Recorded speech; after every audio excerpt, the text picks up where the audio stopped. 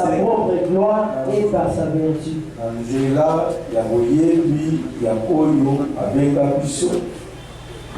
Angela yaboyebi yakoyo abenga biso. Lesquels nous assurent de sa part le plus grand et les plus précieuses promesses, afin que par elles vous deveniez participants de la nature divine, en fuyant la corruption qui existe. Vous deveniez participants de la nature divine.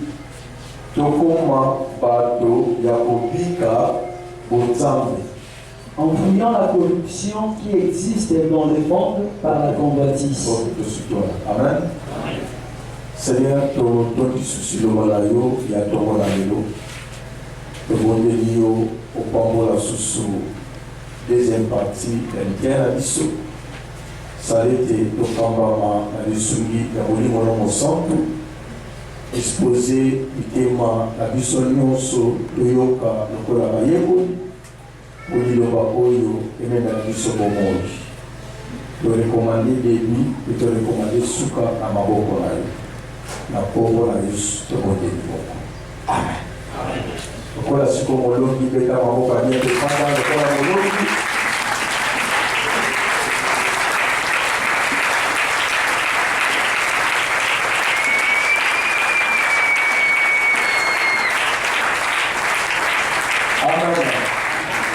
voilà, je crois que maintenant qu'il vient à la vision de l'acier, une vie épanouie. Une vie épanouie, une vie comblée est possible en Jésus-Christ. Bon moyi, il y a beaucoup de cas. Bon moyi, il y a au foulissement. Bon moyi, il y a au fondement. Le bâti est possible en Jésus-Christ. Amen. Je crois que j'ai dit, dans le Colorado, dans les gars qui tout se comprend de madame, sont une vie comblée en Jésus-Christ. Tout ce monde a, et ça d'emblée, que par exemple, comme on a matériel, tout le monde a vu loco. Amen.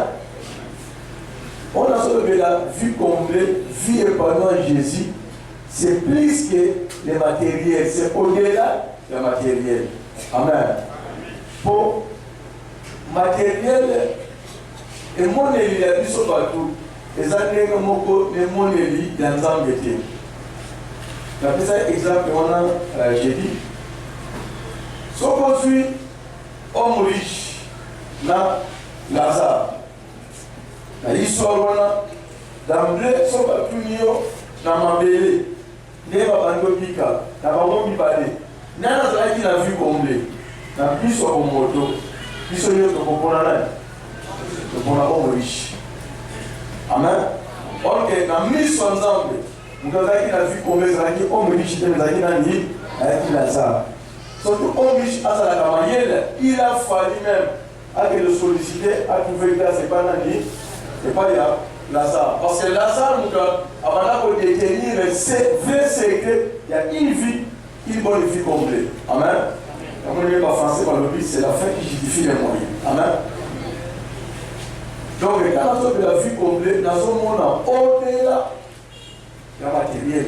Bien que le matériel, ils ont fait partie d'en haut, mais c'est au-delà du matériel.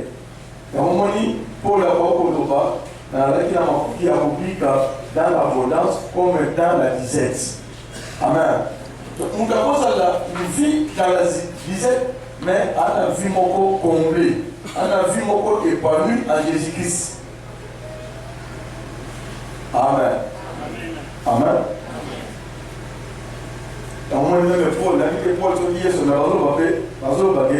Nous nous approfions pour vous enrichir. Amen. Nous nous approfions pour vous enrichir. Et ça, à ce moment-là, quand nous nous approvissionnons, comme on a été à Zangui, amen. Il a vu on a comblé. On a la capacité de couper sa vie. Et on nous donne le décès, c'est qu'on a. Amen. Donc, vu comblé, mon amour, au-delà même de la richesse, au-delà de la bonne. Amen. Est-ce que ça va? Il y a mon asso pour mettre à soto, pour céder pardon. Moi, dans Zambé, vous avez la famille et la vie à comparaison. Des fois, il y a la famille et vie à biloulé là. On y a un loup, les lots, on se souvient, on y a le rôle, et l'eau, on m'a là, pour tout gagner au fond, il y a un homme à Amen. Maman, j'ai compris, il faut avoir ça sur le camion, les hommes, on a eu le camion, les hommes, on a eu le camion, les hommes, on a eu le camion, les gens, c'est bien, les gens, ils entendent. Amen. Nous avons là au-delà de cela. Les deux autres, on comprend dans mon malade. On comprend que nous avons la vie complète. C'est plus que le matériel, plus que les finances, c'est plus que les plaisirs. Alors, nous avons énoncé deuxième principe. Je crois que la fois passée, le premier principe. Parce que nous avons dit, nous avons du Somme chapitre 1. Nous avons énoncé déjà par quelques principes pour vivre vie comblée en Jésus-Christ. Que nous avons dit le premier principe, la Psaume 1, verset 1. Tout va qui boye, dit besoin de bas. Et c'est mot dans mutu oyo azotambola na toli ya batombo kite. Et c'est mot dans mutu oyo atelemaka na nzela ya ba méchanté. Et c'est mot dans mutu oyo azovanda na bacholite to na batomite. Amen. Na desima ki premier principe oyo na momoko babaki la séparation. Nous avons notre service, c'est un lieu de séparation. Ce que nous avons dans le chemin, il y a la vie complète en Jésus-Christ. Et le point de vue, tu dois te séparer. Te séparer avec quoi? Te séparer avec le monde. Il faut y aller pour Kawana. Dans le monde, tu dois y aller pour Kawana. Dans le monde, nous avons pétition au terme de la côté. Amen. Il y a un moment où on parle même de la patriarche de la Bible. Parce que nous sommes en train de la coque la vie Abraham. Quand nous sommes en train de vie à Sika, avec les fatales de nos pays. Séparation, à Camon lié. Bien aimé, c'est très important. Et ça base et par les Macamonios. Amen. Nous avons un apôtre réellement. Nous pouvons à se séparer. Amen. Il y a un moment dans l'Apocalypse que parce que vous avez ni chaud, ni froid, vous avez la de tienne, je te vomirai. Amen. Au ligne, aux ensemble, il faut réellement position à et yébana. Au Bible, sous ce mot, et comme il dit ça, le lengami balé à maïté. Donc, le principe c'est la séparation. Il faut qu'Awana, mise à part. Amen. Je vous laisse dans le monde, mais vous n'êtes pas du monde. Donc, avant de problème, on a choix. Il faut aller à Popona. Il y a un peu comme je crois, la Deutéronome 30, verset 19. Il est la vie, il est la mort. Maintenant, il faut y aller à Popona la vie. Le choix. Donc, il faut d'abord pour ça la premier choix, Nima pour se séparer.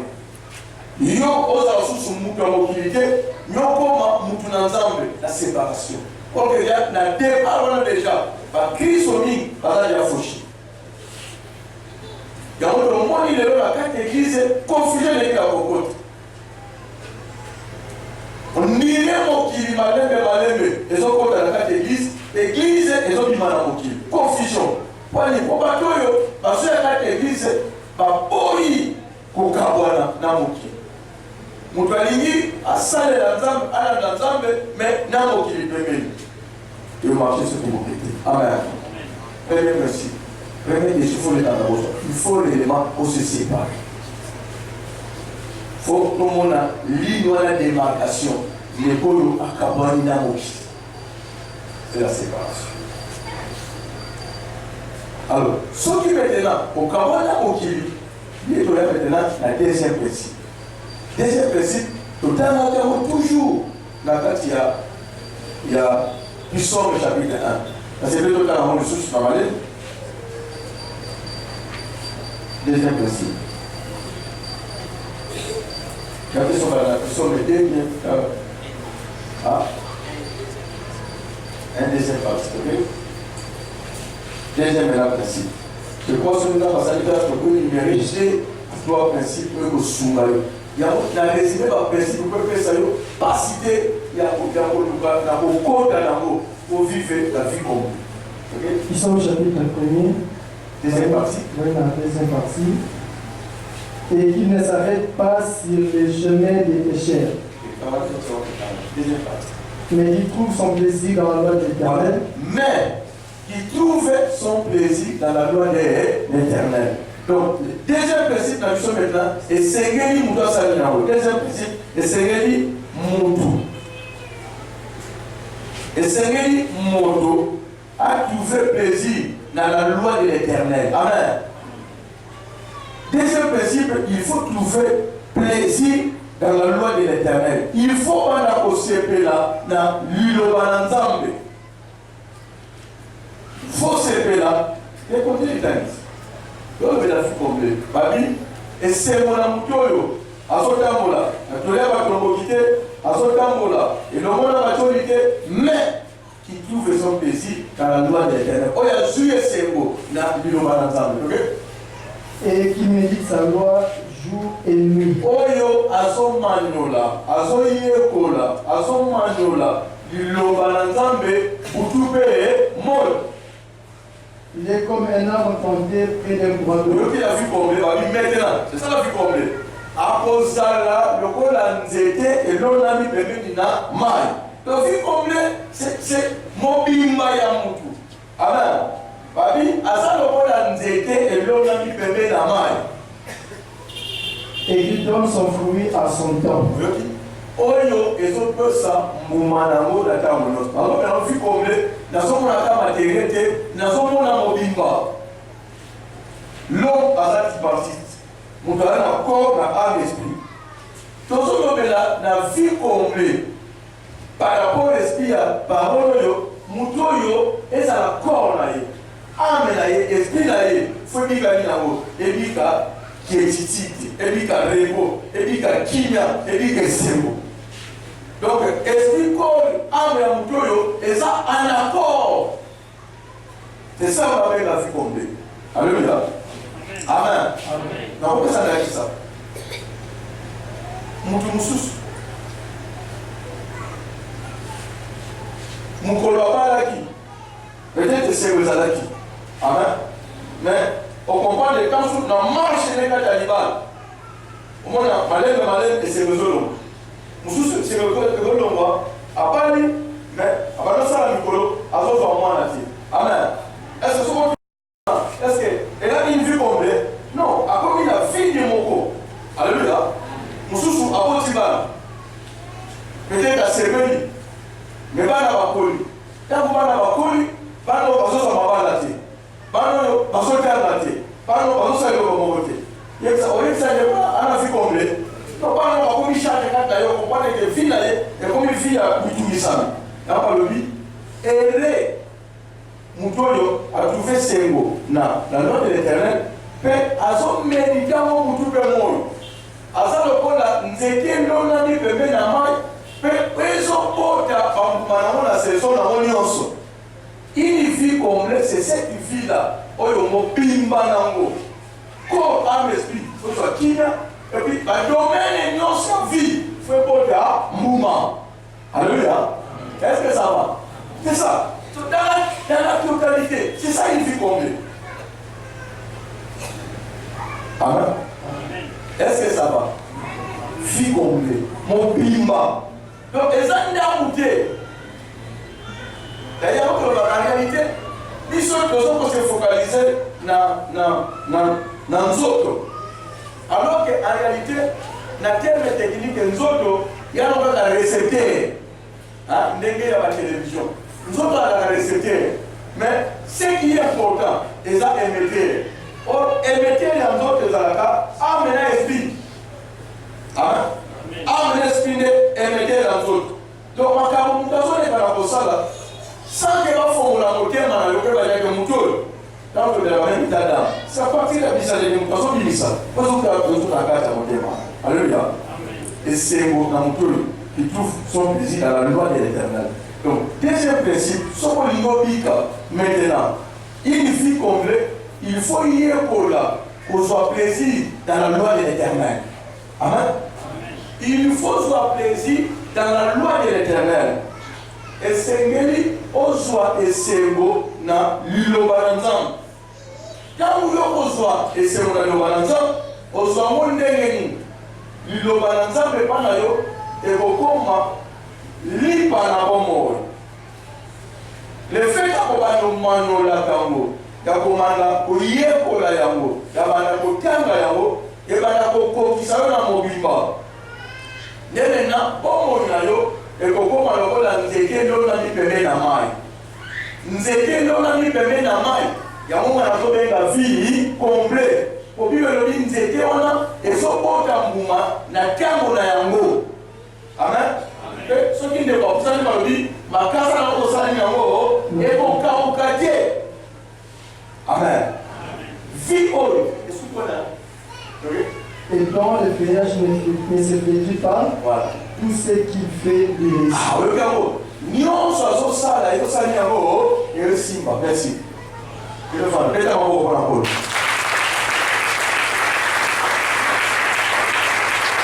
Amen.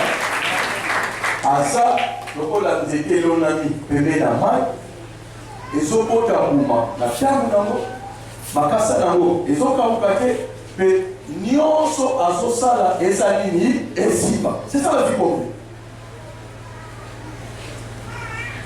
Amen. C'est ça la vie pour vous. Nyonso aso sala, et so simba.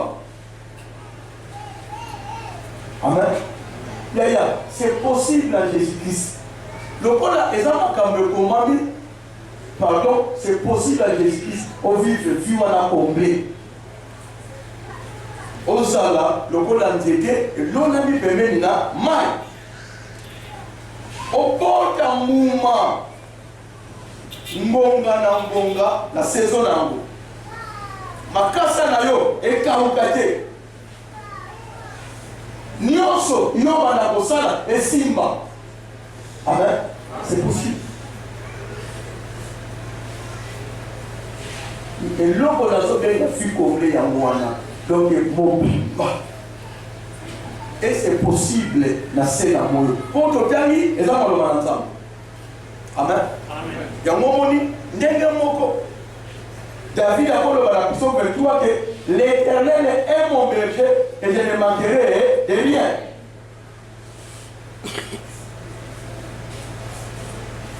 L'Éternel est mon berger, je ne manquerai de rien. C'est ça, deuxième partie. Mon combat, même David, a conditionné en haut. Il me fait reposer dans le vert pâturage. Vert pâturage, il y a un de Mongolia. Amen. Babi, amen, makanga na matita mauvaise. Donc, verset le psaume, vert pâturage. Et par l'année, la psaume 1, deuxième partie. Il trouve son plaisir dans la loi de l'Éternel. Amen. Oh, c'est ça la contradiction. Au monde à l'élo, ban ensemble. Tu as pris le temps pour la mitala. Tu as pris le temps pour la fond de terre. Tu as pris le temps pour la nuance au Yesengeli pour la Kobongisa Libana la biso. Et même l'élo, ceux qui ont la bitumba na bana nzambe, ni c'est par rapport à quoi? Ni c'est par rapport à la beauté, essayez. Quand on a mis ça la beauté libanda, nous avons des problèmes. Oh, la vraie beauté, et ça libanda mais ça intérieur. Faire le pâturage. C'est ça. Bien aimé. Est-ce que quand tu vis une vie complète, il faut une interrogation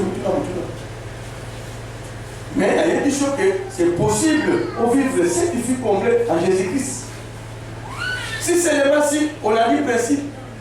Ce qui est le premier principe, on dit qu'on va se séparer. Au cas où on a la lissoumu, au cas où on a la bateau, au cas où on a la bateau, on va mettre la bateau à ma vie. Avec d'autres fois, moi c'est lui qui te côtoie, qui te dirait qui t'y est. Amen. Si vous voyez ici, automatiquement, la web is a yo-yo.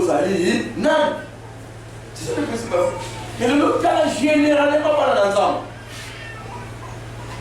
Comme il peut s'y va péter ses bélés, pour ça gagner. Pour Eluka, Elongo la biso qui va moko na bonzambe. Tu veux bien que tu pas dit ça. Donc au monde a essayé que pas dans la même nous avons préféré par rapport à Malobazo Babi, nous avons préféré même pas faire. Nous avons pas parlé de la balle dans la ça c'est contradictoire. Donc on fait ça pour la raison, comme on fait ça avec les taux. À cause de la raison, comme à cause de la taux. Pour peut-être hier à l'objet, na CPI na sala, va faire na pas pagano que va dans l'ensemble. Est-ce que pas dans l'ensemble sont des gamins dans l'ensemble, ou bien sont des païens qui entrent dans l'église. Amen. Ce cas où ça va faire la soi-disant moi dans l'ensemble et que ma camozo tambola, c'est que voilà, à ce moment dans l'ensemble. Parce que dans zone limitée, dans l'assurance, il y a pour ça va faire dans l'ensemble. Mais il y a moi dans l'ensemble et moi dans l'ensemble. Les autres partout qui va y aller l'église, va pongoli ma colo, va pongoli peut-être le tout, mais va pongoli comment la mitère. C'est là le grand problème. Amen. Ça c'est le grand problème. Il y a une chose qui il faut combler, c'est possible dans Jésus-Christ. C'est possible, au but qu'il faut combler. On a un poste dans mon thème et pas le coquissa, c'est possible. Nous sommes au Kana Kosala et les Galabolesi. Amen. Donc, on a le possible, ça c'est vrai. Parce que pourquoi on a les voix, on a soya na sima, ici on a rechiqué. Ce n'est pas une mince affaire. Amen. C'est ça facile. La vie est ça facile. Faut parler aux gens de l'ensemble. Comment nous la taillons, tout le temps pour la colonne.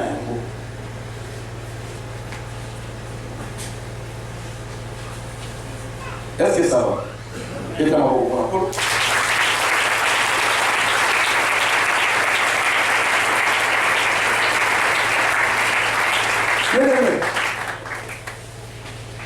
On comprend que le Bananzambe est sa base.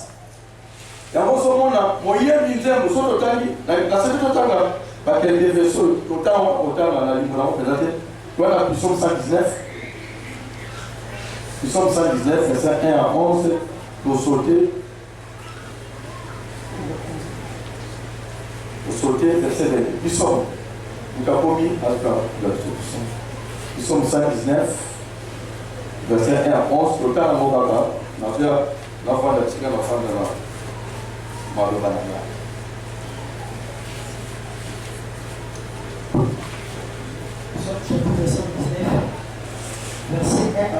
et c'est mon Antoine, à Zoom, la milieu pour l'ensemble. Nous avons pu sortir 111 dans le village, 119. Alors, il y a un heureux ceux qui sont intègres dans leur voie. Babi, et ces mots, n'a pas oyo, pas téléni, ngui, na. Qui marche selon la loi de l'Éternel. Parce que Tamboula, on a dit ça, on a mis qu'on a mais la vie complète, c'est possible. Yesu a la femme d'été. Nzambe a sa traité. Amen. Dieu est réel. Nzambe a sa solo. Amen. Allo baba, pe amimoni saka. Amen. Mais yonde faut tambola nanzela malobalaye. Yo faut comment intégrer. Yo okoki okapola nzambete. Amen. Après sur la bande de konanga odo aya ka fini soba ila biwa apoza mo ka question ka buya na bi. Comment on s'en allait? On s'en allait avant balanga bi. Comment okoso moko ko na assurance que nzambe peza azaza mona nzambe. Na bi elo kona moi il a répondu aux qualités. Les amis, il y a intimité, il y a yon ensemble. Amen. Quand nous avons dit on va changer, on soit, on développer, on y ensemble. Mais dis-moi, nous avons fait ayaka pour l'assurer du son à Makamboana. Amen. Que la société d'ensemble, la solo, tout l'ensemble ensemble. Amen. Et ici, la petite témoignage, là, la maman a dit ce mot, vous allez voir. Alors, ensemble, la mission, mais nous avons dit Maman na bisinga papa. Nalaki na ndako na fukami na 100,000. Pour ya sala ka minga voyage. Tanga komi mais na balabala leki na kozwa. Ndenga bisinga on dirait l'église. L'église est mis par les gens na balabala na bango. Afukami na binzambe. Yena ndenga moto binzambe. Na l'église on mis par les gens na balabala na ngai ko ya bisinga ko vanda ngo. La kisana l'église na sali yango na kende pe na bana kosambe. Nzamba lobi na ye. L'église on non c'est dans la tête à balabala na biso na zati. Alors, oh les gens permettent na yo. Les gens marchent dans sa tête. Oh les gens liboso na bino. Boko. Koto. Abi ngana za na la Pâque. Amen. Kenge wa permo na la Pâque. Tu vois? Na bino au moins déjà affirmation le la wana. Et ça nyango. Les autres ça ne sengo. Mais et c'est mon père dans la totalité. Parce que nous va teke na maboko. Pour les longs ans par rapport à la Pâque. Mais dans le milieu, le monde n'a pas. Amen. Donc ça demande toujours du sérieux. Dans ce monde, on a montré à David, à quel moment on va se faire embêter. Mais la puissance de Dieu va passer, sonde-moi et vois. Nous avons besoin de la puissance. Alléluia. Aligner les sous moi. Donc à chaque pas, il faut vérifier. Est-ce que les gens ont un l'euro? Pourquoi nous allons dans le 12 heures salaire à l'euro? Alléluia. Nous avons des gens qui vivent ici. Moyen au Longolaye a ouezate. A tout l'obine ma paix et ça moi passe. Amen. Après ça, c'est un jour que ça. Il y a un peu de bois à ma tite. Il y a son les fois que le bois à ma tite. Mais quand on combien à qui voit mon connaître le village, moi là. Allez, il s'habille. Si on se sent là, on a la tawanati. Soko lingi ko bandalelo ngana za lelo ko bandalelo ko tali biso dimi na yo que ça va passer les biso azana amen amen amen. Ça ce sont des confirmations ils ont prouvé que tozana nanzam amen yaya soit été et c'est possible il y a peine à souci na yo nzamba sa nyango ami bimisa pour assurer yo est aux amwana na ye tous amwana na ye amen erré c'est lui qui marche dans l'intégrité qui marche selon la loi de l'Éternel. Heureux ceux qui gardent ses préceptes. Et c'est mo na bato baso bomba malako na ye maloba na ye amen amen maloba na nzambe. On ne Paul a son 5 parties moté à la vola. Mouté à la vola ni dépôt. Dépôt y a un bon mais dépôt est en haut, il y a un lot ensemble. Est-ce que papa finit le dépôt en ensemble? Et bien là enseignement le gars a besoin. Est-ce que you faut ça ne besoin? OK. Qui le cherchent de tout leur cœur. Et c'est mon naba oyo bazo lukaye na motema na bango mobimba motema ndamuté. Tu vois la vie comblée est ça possible mais les principes maintenant c'est là aux hommes même qui sont passés dans la maison que jouer tu vas dire que nous allons sur mon autre à comme on a yeso mais la Timothée dit titre amen amen qui est là mais Zambé asa camarade na biso na boyete il est notre ami. Sauf que donnerait dans la parole. Amen. Dans la parole. Et dans la parole, puis, sans mélange. Amen. Sans mélange. C'est sans mélange. Ok. Qui ne commettent point d'iniquité. Ah, le qui? Oyo, azosala masumuté. C'est ce qu'on appelle le principe. Et qui marche dans ses voies. À ce terme-là, la banzela là. Tu as prescrit tes ordonnances pour qu'on les observe avec soin. Abi, yo sala mibeko. Otiani lo balayo, abi pour qu'on observe avec soin. To sa yango na ndenge et sengeli. Amen. Amen. Aujourd'hui, nous avons souffert. Pourquoi? Il y a les ordonnances et c'est le mariage. Amen. Amen. C'est ça notre problème. Il y a les ordonnances et le mariage. Mon là, quand on va dire libala na yo, nande mo poleli mwasi na yo, nande ngo tamoli la fiançailles. Jamais on respectait le principe ya ya nzambe. Mais olingi mukolo ya libala na yo bapambola yango. Encore, au lieu de la sincère pour confesser, on dit bapambola avec les péchés la casse. Amen. On constate que on ne se moque pas de et chacun moissonnera ce qu'il a. Maintenant, quand vous troublez pour aller libala na yo, toujours, avec de l'hypocrisie, pas de bonne solution à passer ensemble. Mais tout est pour bomba, ma belle au salawan. Amen. Alléluia. Et là maintenant, qui est coupable? Et ça, il y a des âmes. Combien de bacs? On va dire commerce. Est-ce que le commerce au banane? Banane ou ensemble? Maintenant, tu veux vivre une vie complète. Vous vivez en délire. Alléluia. Amen. Voilà les nouveautés. C'est le moment. Il y a qu'on réparer. Il y a qu'on sauve si les bases. La binzambe à ça par ordonnance. Il faut la dango. Avec il y a il le dit. Ma vie n'a faut la dango. Mais il faut la dango avec soin. Amen. Yaya. Évitons de condamner Dieu. Alléluia. Ni tout le cas.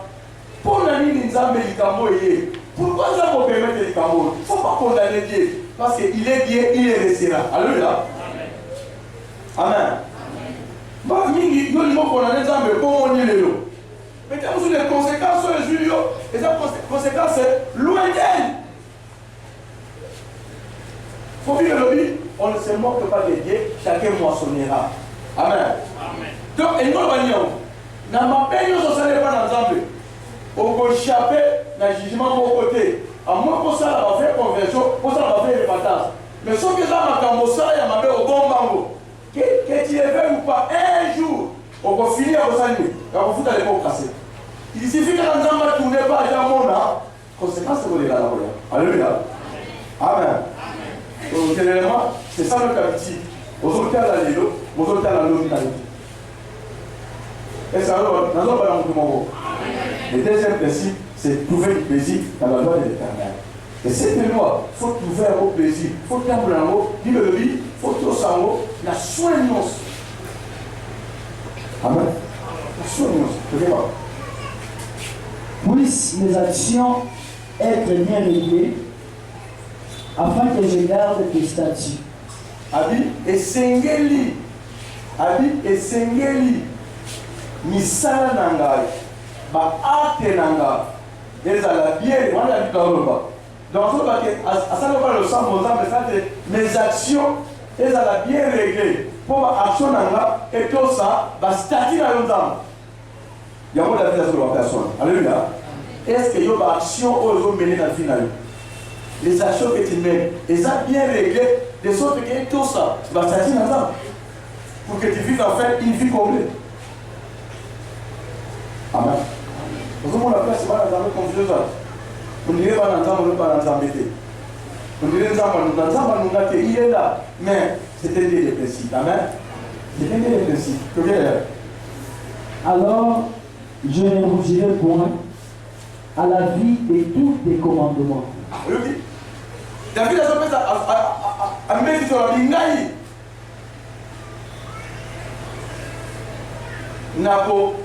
Nako s'emboîter, c'est ce que vous avez dit. Bien, nako ça condamné pour la mise en œuvre pour la. Dans ça les sortes que na tout ça yango. Yango ce monde à David quand il péchait, avant ça la confession, il m'a fait fantaisie c'était. Avant il là pour les du profond de son cœur. Pour le cas de repentance. Yango ce monde a l'autre chose où il a péché qui dans sa repentance, jamais la vie n'a eu à tirer la besoin là. A bossali libéra. Amen. Il t'a eu la confession. La confession, la pointe d'un foutuka. Quand que l'on peut trouver la ligne, il y a un boulot. Quand que l'on peut trouver la ligne, il y a un boulot. Non, là ça devient un problème. Amen. Amen. Je te louerai dans la droiture de mon cœur. Voilà le verset.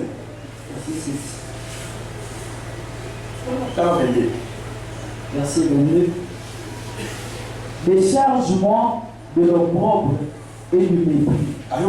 Abi, décharge-moi de l'opprobre et du mépris. Amen. Donc c'est ça, il vit comme et ça vit faut la décharger de l'opprobre et du mépris. C'est ça la vie comblée. Amen. Opprobre, soni, il faut le moins la vie. Mépris, kocholama, faut le moins. Amen. Nani a vie comblée. Et ça, nous sommes à décharger la mépris et à décharger la opprobre, kocholama. Amen. C'est ça. Regarde. Car j'observe les préceptes. Décharge-moi la boulot corona. Pourquoi? J'observe que c'est tout dit. Verset 28. Ok, donc on va mettre en haut.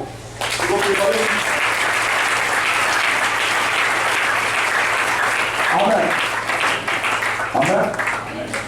David a dit, décharge-moi de l'opprobre et du mépris, car j'observe tes préceptes. Une vie complète, la zone de l'île, c'est possible. Une vie complète, c'est possible. Na nani, na mutoyo, asotosa, malobana, nzambe. Mais la pierre, la malobana, nzambe, en général, c'est ça le col à mon vague. Il y a un ligne qui est le temps qu'elle est le col à Naomi Dalit. Je suis dit, tu vois.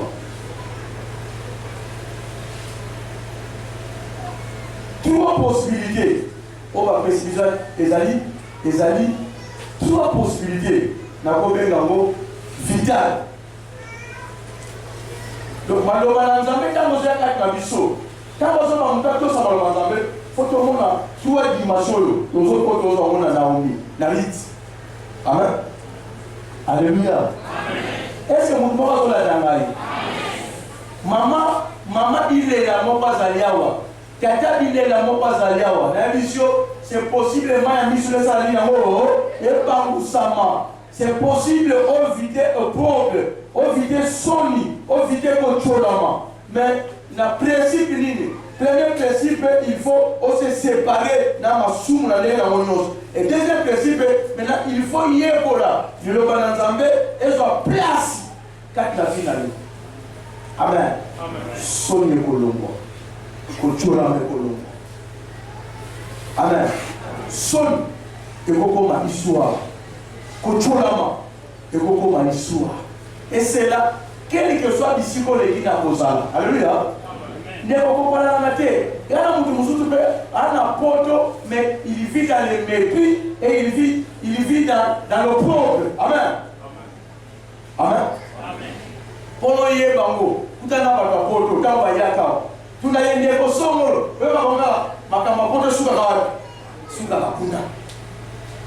Amen. Donc, makambo tozoteya etali kaka Kongo te etali mokili mobimba. Amen. Amen.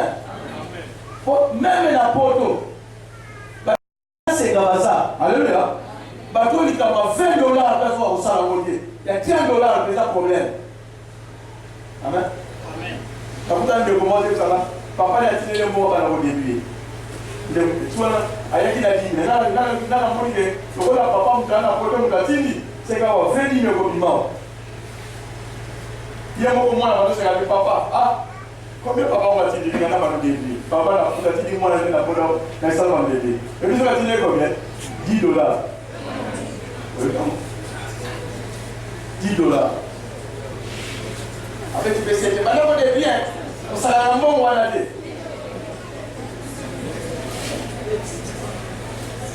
Amen. Donc même quand on va aux grâce à Koyoga, Bisoyaya, Makamoto de l'État yo, à toi on a Porto, les États-Unis, c'est possible. Quand on se pose au Gabiso, on se vivre vie à mes vie à Koyoga. Amen.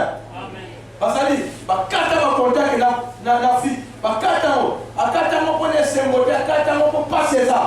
Amen. Il va au pétali, yoga yango. Amen. Tiana musala. Amen. La vie complète ce n'est pas l'Europe.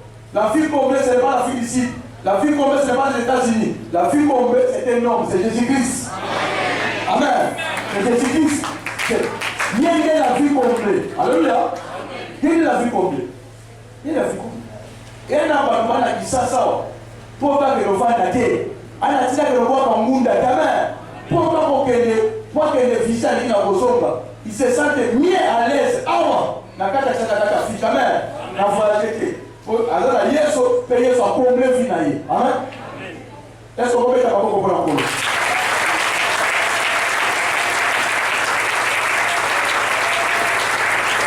Amen.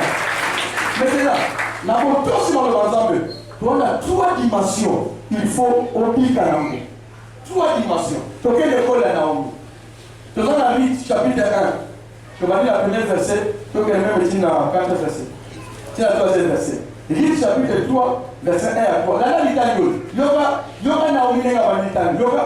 Livre chapitre 3, je vais la parole parler. Donc, tout ça déjà. Naomi n'a pas les clés. La ina de la mini, il pose ma copie au Simba. Même que Naomi va gêner, va les clés, il le roule. Et changer final. Le Amen. Naomi s'appelle Mère Rudy. Yoga. Naomi, beaucoup de la rite. Alors, même pas beaucoup de rite et boyer. Ma fille.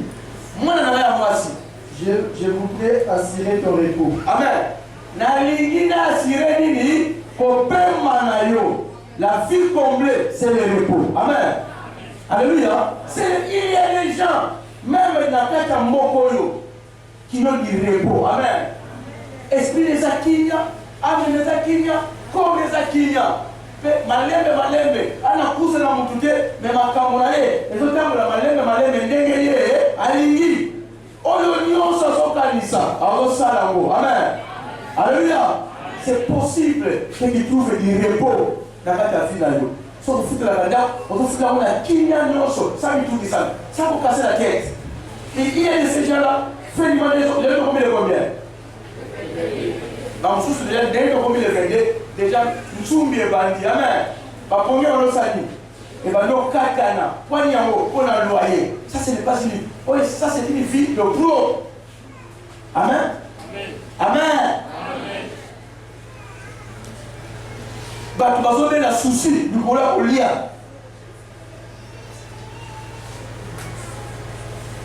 Donc, on attend au camp, peut-être la mouki n'a essayé, on va laisser la mouki pour mon colon au moins.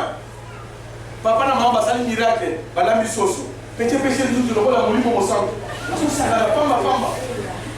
Pas que la non, cette fille-là, c'est une fille qui est passée pour les chrétiens. Amen.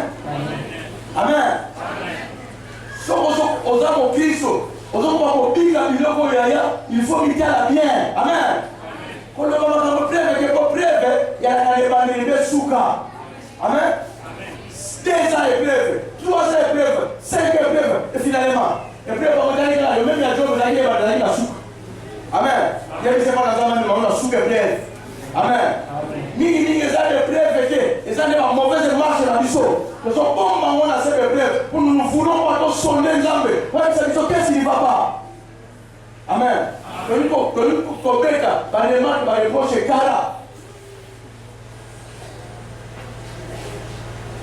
Amen. Ce que j'ai fait, au pouvoir et voir les salutés.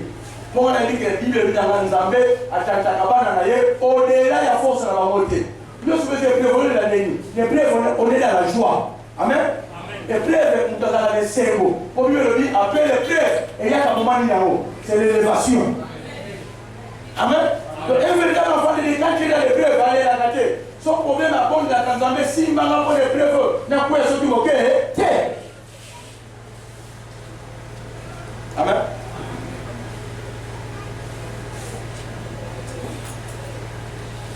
Naomi avait parlé, ma fille, je vais assurer ton repos. Amen. Naomi, tu peux te répéter les Naomi. Amen. Les Européens, Naomi m'appelle Naomi. Amen. Le Amen. Naomi m'appelle Naomi, on a besoin de Kina Nayo. Amen. Naomi, après il m'appelle mon numéro centre. Naomi, après il m'appelle Yes. Naomi, après il m'appelle Église. La révélation est qu'on dépend de la façon dont on construit la robe qu'on interprète. Seulement que tu sois dans les Écritures. L'écriture est interprétée. Amen. Amen. Naomi, a l'ingé sur le repos. Il y a vite. Amen. Les lois à l'ingé. Naomi m'a pas tellement. Naomi m'a pas tellement. Paul nous va répondre à nous. Amen. Mais Yoka, à passer répondre à nous. Ce n'est pas dans le vide. Ce n'est pas dans le néant. Après, non, c'est pas un principe. Afin que tu puisses RS. Yoka. Abi, lelo, nazolinga, nasire, répond à yo, pose à la moutuna. Amen. L'église, nazolinga, te, parce qu'on continue pour les Nicolas Makabakolia. Est-ce que vous dites? Amen. Nana posa bakubalela lelakate likola kolia. Nana posa bakubalela lelakate likola kolata. Bakubazolela likola bamineval. Parce que ça, c'est l'essentiel de la vie à Moutou. Amen. Nous allons kolela lelakola kofuta la ndako. Mabele kosomba mukolo. Amen. Nazo boya. Bakabavia ba dépendance. Les gens qui veulent toujours on va dépendre de la boli. Même le salaire, na boli dépend de la salaire. Comment indépendant? Est-ce que vous l'avez dit là? Il y a des gens qui dépendent de leur salaire. Donc ceux qui sont dans salaire à foutre, madame de vérité, il faut qu'on ait la dimension. Il faut qu'on ait la dimension. Pas foutre, tu vis bien. Et c'est déjà possible. Amen. Il faut qu'on ait qui te l'aime dans la remise, c'est possible. Donc, on a besoin de théorie, il y a chaque. On a besoin de théorie, on va parler de la mission de la mer. On sort de la Bible de la religion. La Bible de la religion. Amen. Alléluia. C'est là le problème, les gars. Dans le but, on s'en dit ça va le beau, ok. Amen. Si on a une vie, il n'y a pas si, ni maman ne va pas faire. On s'est justifié. Si on s'est justifié, si on trouve les effets, on dit qu'on a la position. Amen. Si on s'en a verré, on a passé une limite, on a verré. Fou comme on bon. Amen. On gère ma paix. Amen. On lui a donné à ma paix. Il y a un souffle qui passe au sang là. Bon, on a mon thème. La nana vient dans notre terre. Amen.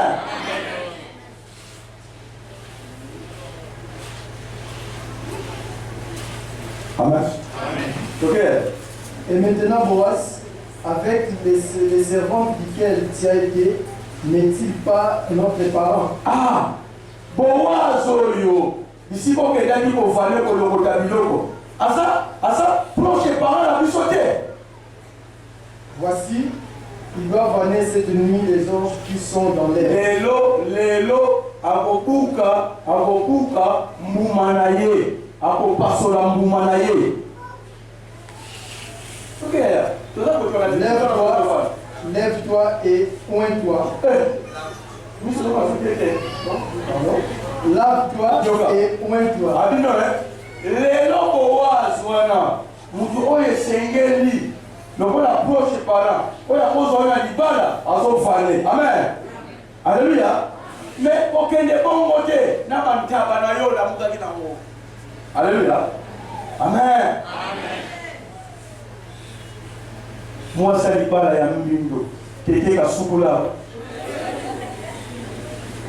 babile te nyoko za tete kasukula ko. Amen. Lave-toi. Deux, oins-toi. Et toi? Oui, remets tes habits. Mets tes habits. Soukala, mets ta maman au matas. C'est là que tu vas.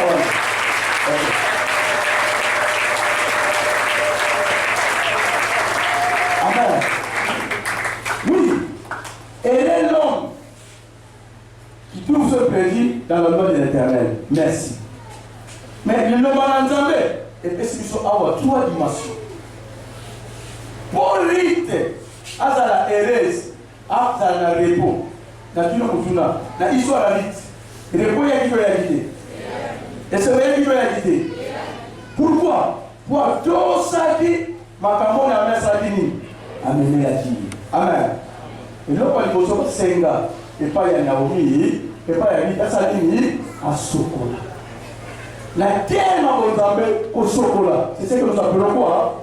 La sanctification. Amen. Or, cette sanctification est alliée tridimensionnelle.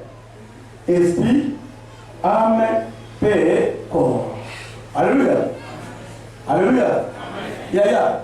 Quand on est dans le il y a la sanctification, il y a esprit, corps et âme. Yo, Lucas sanctification et âme. Amen. Souka, la fin nous donnera des autres. Mais, Sokozawa, Olingi Makamoyo, tu veux une vie complète. Première dimension, dans tout ça, on va entendre. Kobanda Shiko, il est là pour se sanctifier. Amen. Et la sanctification à tout égard. Amen. Amen. La sanctification. Comment il dit ça? On dit 2 Thessaloniciens 5, verset 23. 1 Thessaloniciens 5, verset 23. 5, 23. 5, verset 23. Verset mon papa. Dans la syllabe, c'est mon dans le vénère ma sanctification. Mais le corps, on se prend dans la vérité. N'a pas besoin de mais les avoir. Dans le vénère, c'est la sanctification. Dans le vénère, c'est aussi l'importance, je crois. Amen. Amen. Alléluia. Quand ta vie sanctifie, et le meilleur de c'est l'ange de l'Éternel, quand au tout autour de ceux qui craignent, et les arraches dit, l'ange de l'Éternel campe pour tout autour de ceux qui prient matin et soir. L'ange de l'Éternel campe pour tout autour de ceux qui prient, de ceux qui gèrent, de ceux qui sont en retraite. Alléluia.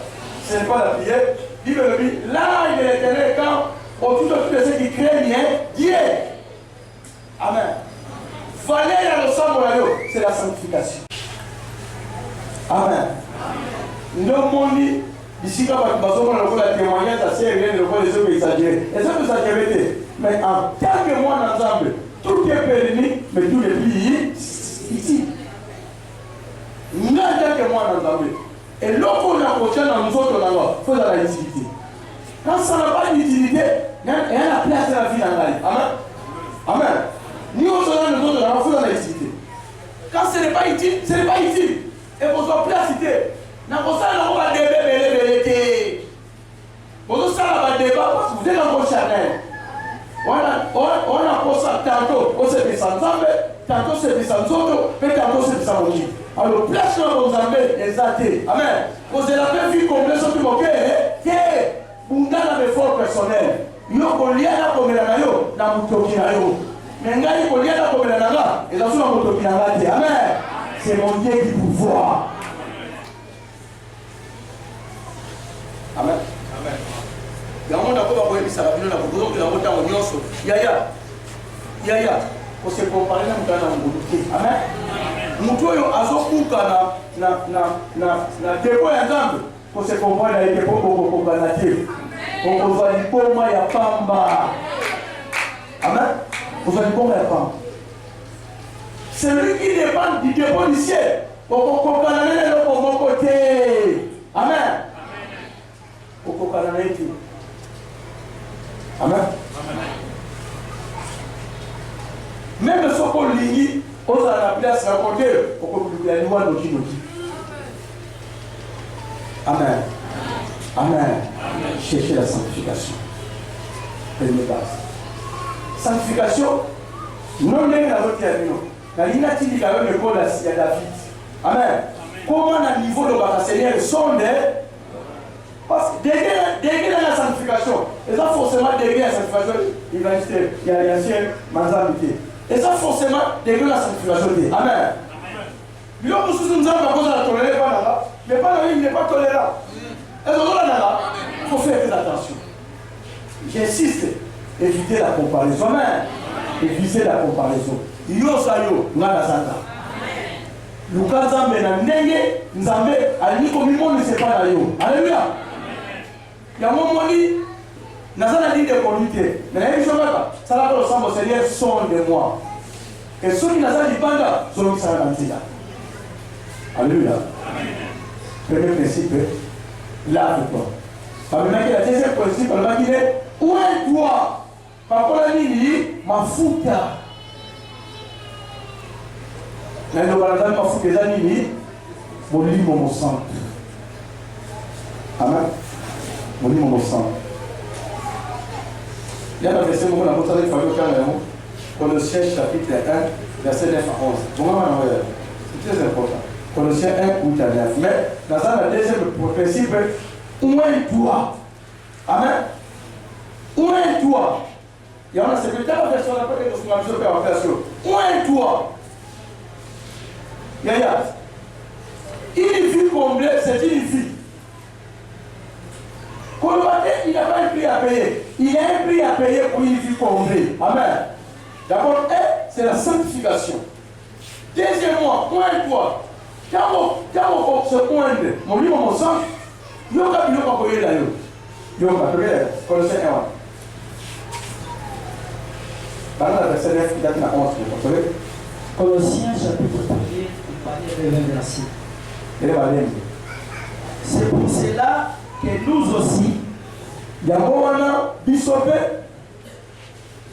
depuis les jours où nous avons été informés, nous ne cessons de prier Dieu pour vous et de demander que vous soyez remplis de la connaissance de sa volonté.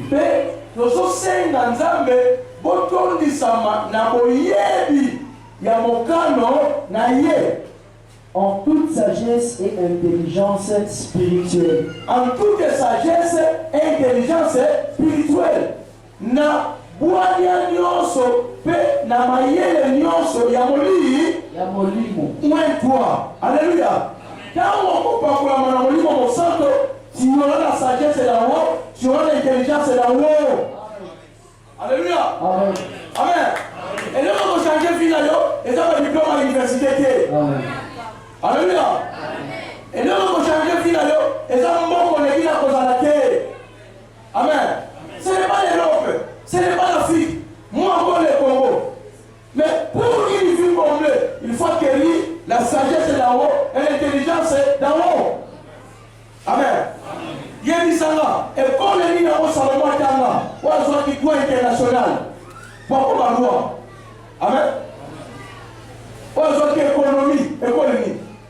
Il y a fou comme Maki, à ce moment-là, pour la table de la sagesse. Amen. Et il a dirigé, il est comparable. Alléluia. Yaya, on a besoin de mon livre au centre de la finale. Amen. Tu as besoin du Saint-Esprit. Tu es charnel.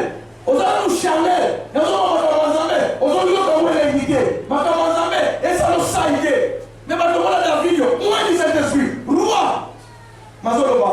Un jour, dans la maison de l'Éternel, il faut mieux que lui passer ailleurs. Alléluia.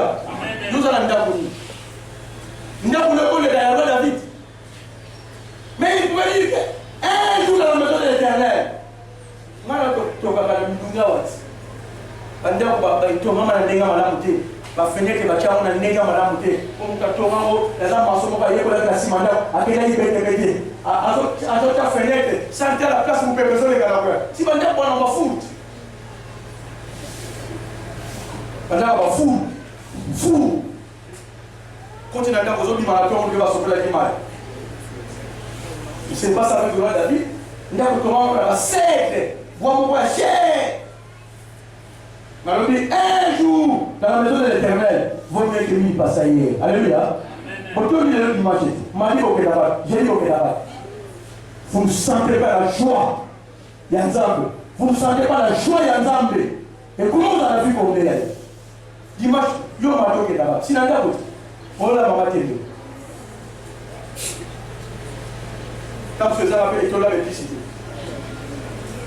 Nous avons fait là, on a maman des gens, et puis c'est coca, on lui a donné la main. Mais le roi David, un jour dans la maison de l'Éternel, il faut que lui passe ailleurs. Alors ça veut dire que je suis dans la joie quand on me dit allons dans la maison de l'Éternel. Amen. Amen. Tu dois être parti. Yaya, pourquoi on carrément dit cadeau dans le thé pour l'ensemble. Ah, tu as dit que tu vas faire un wenze, on va dire un wenze. Il faut nous. Amen. Vie passe. On se le tient dans dimanche, pour se lever en collier. Ça, c'est des vies de souffrance. On se met dans une vie normale. Voilà, nous avons des millions. Nous avons un autre caillou, on dit dimanche, on le tient. Bon, voilà, on va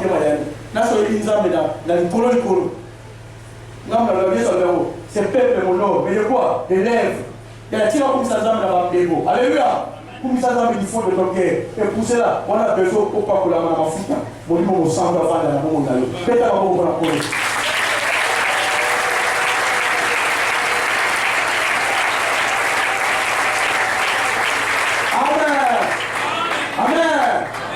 C'est l'onction qui brise les chaînes.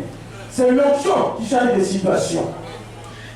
Aussi longtemps, l'onction dans le monde de Yaya, seul les bocaux, le monde de Sonto. Amen.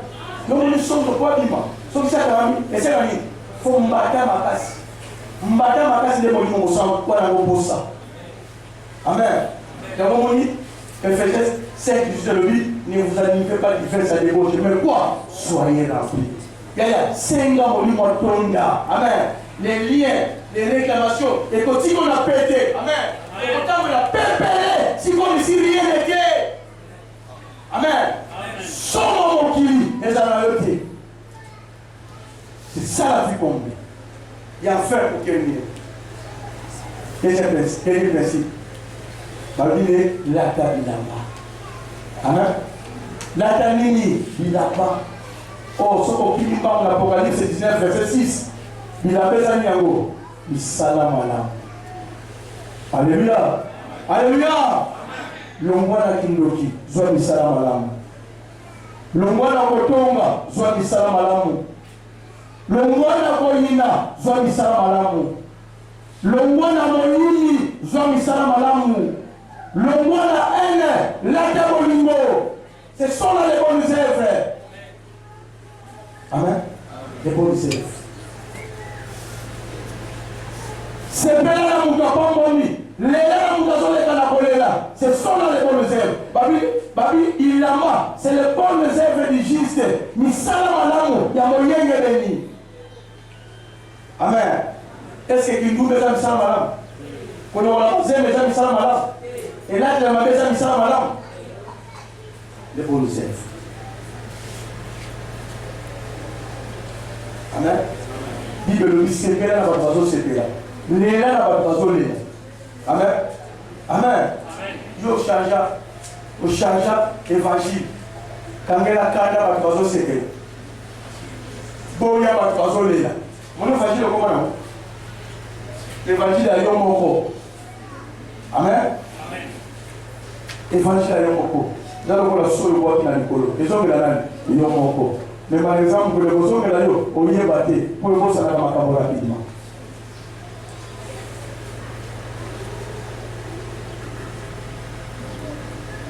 Quelle est la sa parole?